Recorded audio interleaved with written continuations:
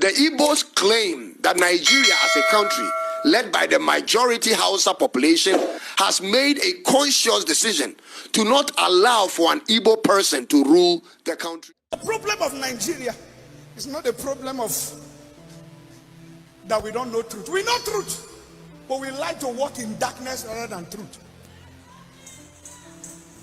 When we are talking about the unity of this country, which is not non-negotiable, yes, but what is the problem? How do you enter into a marriage and then you enter into an agreement and one side of the region is suffering and you don't allow them to produce president? Then you are complaining about their agitation. Why will they not agitate? The Igbo have been so, the Igbo race or the Southeast have been so deprived. You cannot be talking about one Nigeria when every time you want to pick a president, you say the Igbo man is not qualified. And then you want them to be in the marriage. This is the problem of the Biafra agitation. If you cannot solve that problem, you will still have more Nnamdi Kanu agitating. That is the reason you cannot be preaching love and unity and be practicing the opposite. This is the major problem of Nigeria. Why will the Southwest, I mean Yoruba man, continue to be in power? Why will the North continue to be in power? Then the major language, you are not telling them you don't trust them. If you don't trust them, why are you keeping them?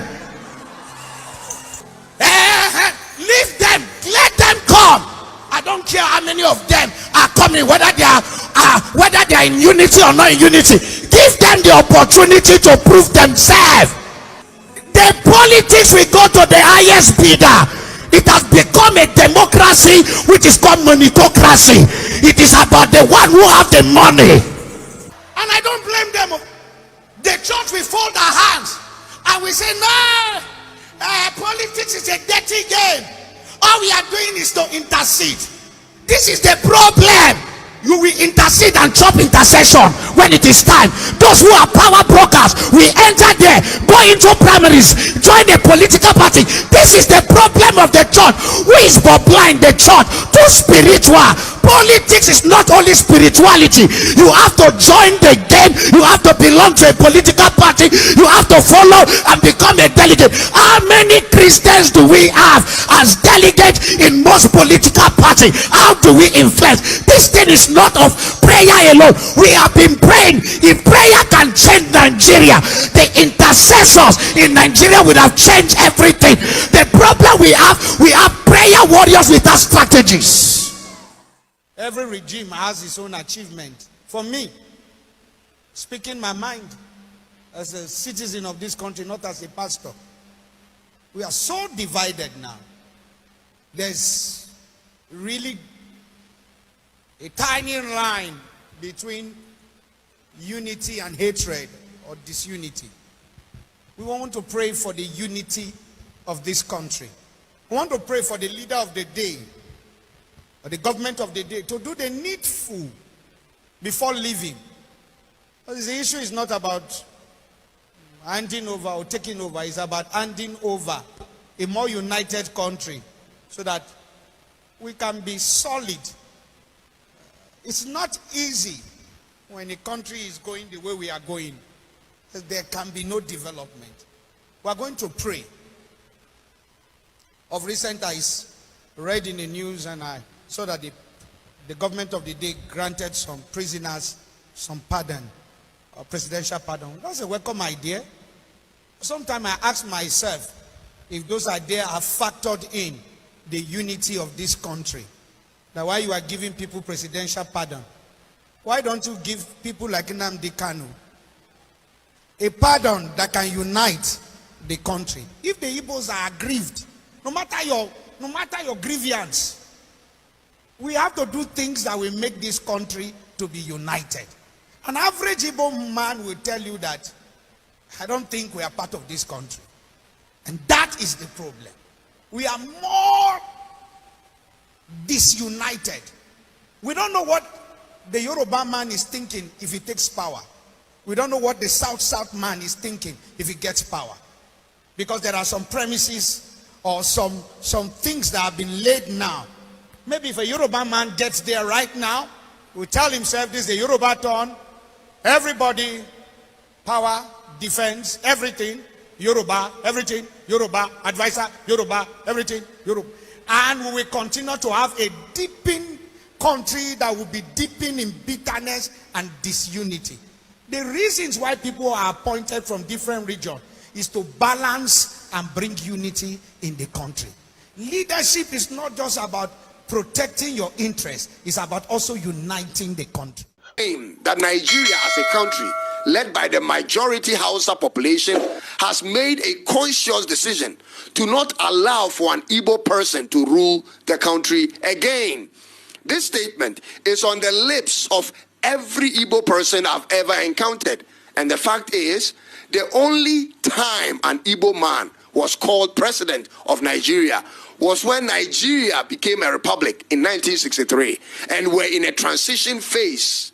President Nnamdi Azikiwe was only a ceremonial president, whereas Prime Minister Tafawa Balewa held executive power, which means no Igbo man has ever run in an election and been elected as executive president of Nigeria in the history of the country. No Igbo man, not one. The Nigerian presidency has largely rotated between the north, mostly the Hausa and the Fulanis, and the southwest, the Yoruba people. Peter Obi of the Labour Party is so far the only 100% Igbo presidential candidate who gained significant followership in their elections in 2023. And even with that, ladies and gentlemen, the Labour Party had 25.4% of the votes. The agitation for a separate country is real. The push by the Igbos to break away from Nigeria due to their observance that the political leadership of the country has targeted them is very real.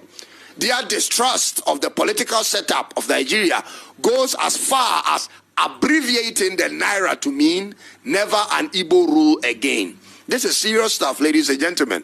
Some Igbos actually believe that the Nigerian Naira currency was named after them. Never an Igbo rule again.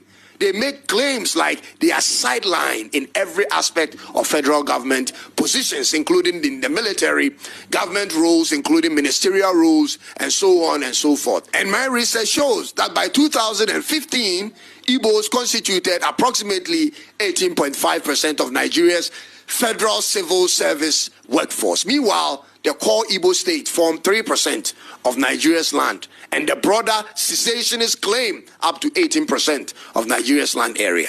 Their population is like the population of Ghana, 35 million people, representing 15.2% of Nigeria's total population, with one dream in mind, the Republic of Biafra. What do you make of this, ladies and gentlemen? Is there a chance for Biafra to be a country? And could that help Nigeria ultimately to have a more manageable country? Could other tribes demand for their separation if that should happen? Will it help the Republic of Nigeria? Yes or no? Let's hear from you in the comment section, and let's be civil whilst we do that. So guys, please let me know what you think at the comment section below after hearing what these two individuals has to say and what Prophet Joshua Igila has to say. This video is a lot and I have some few things to say, and please, if you have any thoughts going through your mind after watching this video, please do not hesitate to leave a comment at the comment section below. Like I always tell you, people will learn from each other, and why I decided to share videos like this on this platform is to create awareness, is to educate people on what they probably may not know or have any idea of. And I also want to ensure you that God speaks, and whatever God speaks comes to pass. And please do not take the word of prophecies for granted. So please, when I say pray for Nigeria, please do it to pray. These men of God, they are seen. It's not everything you see out there that you think is fake, and it's not everything you see out there that you think it is real. But the situation in Nigeria, it is real, and what the Igbo as an ethnic group is facing in Nigeria, it is real. States in Nigeria are suffering. When I say Fulani herdsmen, Boko Haram, so on and so forth, bandits, all manner of names that are being given to them, they are actually terrorizing communities. And please, let's join our hands together and pray to preserve the peace, unity, and life of individuals in this locality. So this video is a lot, but I'm going to just break it down based on my own understanding and research that I have made after hearing what this man has to say concerning the Igbo and what Mazi Nnamdi Kanu is going through right now, and what Prophet Joshua Igila also has to say. First of all, Prophet Joshua Igila explained to us that how will Igbo people not react to the Nigerian government or agitate for freedom when they are being treated like that. He even went further to make example when every president comes on board, he attempt to free some prisoners, and they say they call it presidential pardon. And the case of Mazi Nnamdi Kanu, why can he not be given that? Because I think during President Tinubu's first tenure, which he's not yet done, I think he was supposed to do that for Mazi Nnamdi Kanu and probably to appease the Igbo people in Nigeria. But no, they didn't do that. And one thing I want you people to understand: number one, Mazi Nnamdi Kanu is not a criminal, and he was not sentenced to prison or anything. He was just hold or something. They say he's being held for questioning and he needs to answer some certain type of question. That is the story they keep on giving us, because it's over how many times the Supreme Court has said that, oh, Mazi Nnamdi Kanu is not guilty of any charges leveled against him, and each time they decide to dismiss his case, but the Nigerian government are still keeping him captive. And which President Bola Ahmed Tinubu came out to say one time that, oh, he's not the one holding Mazi Nnamdi Kanu. There are some group of Igbo people that have collided, that have come to beg him that he should keep Mazi Nnamdi Kanu locked up there, that if he should actually release him, it's going to cause chaos and havoc in the eastern part of Nigeria, and it's going to affect their work that they are doing for the Nigerian government, and so on and so forth, all manner of things. And a lot of people run with it with their own narrative, which I don't really know how authentic and how true it is, but I know when he says that he was not the one keeping Mazi Nnamdi Kanu. But do you think that there are some set of Igbo people that are actually keeping Mazi Nnamdi Kanu locked up just because of their selfish need and interest that they are going to gain from the Nigerian government? There's something that the Igbo people really need to look into, and they need to stand up. Sometimes they say when you can't fight, then you join them. Probably by joining them, you'll be able to know their secret. Then you know how to actually attack from different angles and different area. And I feel like that is the fear that the Nigerian government and some set of individuals that are the godfathers of Nigeria are actually scared of giving Igbo position. Remember, well, since Nnamdi Azikiwe, I don't think any other person from that particular region has actually held the position of presidency in Nigeria. So no Igbo person has actually emerged after Nnamdi Azikiwe, and Peter Obi could have easily done that if what we saw or the votes that went down in 2023 actually played out the way everybody was expecting it to play. I don't think we'll be where we are today. I don't think we'll be saying what we are saying today. But vice versa, here we are today.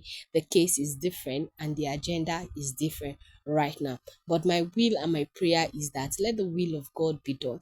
Let Mazi Nnamdi Kanu be free, and let Igbos have a voice to be able to speak for themselves. And this issue of presidency that is rotating between the Hausas and the Fulani and the western part of Nigeria, it is no longer nice again. No. It is uncalled for. I don't think it's a kinship, something that you say, oh, it's being passed down from your son to the father, from father to son, from grandfather to father to grandson, to like all those things is not a bloodline something. This is something that is by voting, and voting means all ethnic groups are on board, all hands on decks. But this our own case and scenario right now, it's not like that, because everybody will just come up and say, oh, Igbos are not capable, Igbos are this. They even went far by calling these people all foul names like, oh, they are criminals, they cannot be trustworthy. If you feel like these people cannot be trustworthy, and if you feel like they are the one causing chaos in the country, just like how you're saying it, why don't you set them free? Why don't you let them have their own nation? Why don't you let Biafra come into existence? Because you know that it's going to be a threat to you as a nation, and you know that Biafra as a nation is going to thrive in a way that Nigeria cannot compete nor keep up with it, and a lot of people are going to migrate to that particular region or that particular country when it finally comes into existence. And there are some things that I'm hearing that is making rounds on social media, that the reason why Nnamdi Kanu has not come out, it is because they are giving him some certain type of option, rules and regulation, that when he's out he should abide by it. But this man will not do that. He will not let his guards down, and he will not let his people down. So he's not going to agree to their terms and conditions. When they are ready, they should set him free. If they are not willing to set him free, then they are going to keep on dragging the case to court every time, every time, every time. But I'm just tired, honestly. This man need his rest of mind. This man need to be in his own home to make some certain type of decision. I thought we say we are in democracy era, but it seems like there's nothing like democracy in Nigeria. Say whatever you want to say, they will come and pick you. Unless you're Fulani herdsmen or Boko Harams or bandits that are in the bush that kidnap people and then waste their life after taking ransom, because they are the only people that have realized that they are not able to fish out in Nigeria. But imagine when someone should come out now to say some certain type of things about a politician or a powerful individuals, they will be able to trace you through your VPN to get you and apprehend you and make law take its course. But this set of individual come out here, they make videos, they make phone calls, and they cannot be apprehended. If it is not cheating and if it is not bias, why would they be doing what they are doing in Nigeria? So me, that is just what I have to say. But I just want the Igbos to actually trade with caution, and they should look into things, because the unrest that is actually happening in the eastern part of Nigeria, it is uncalled for. There is no longer peace, in as much as Fulani herdsmen are actually disturbing some part of the eastern state. There are some that are fighting each other. Some states are fighting some state. Some communities are fighting some community. Just because you do not agree with my leader, or just because you do not like my agenda or what I want to be done in that area. So please, let's not let these people actually tear us down in a way that they'll be like, should be the one agitate for their own country. Now, so they go use to the agitation, whether they fight from community to community, from state to state. Have freedom won't come to them if they fight themselves. Talk more of when power is given to them.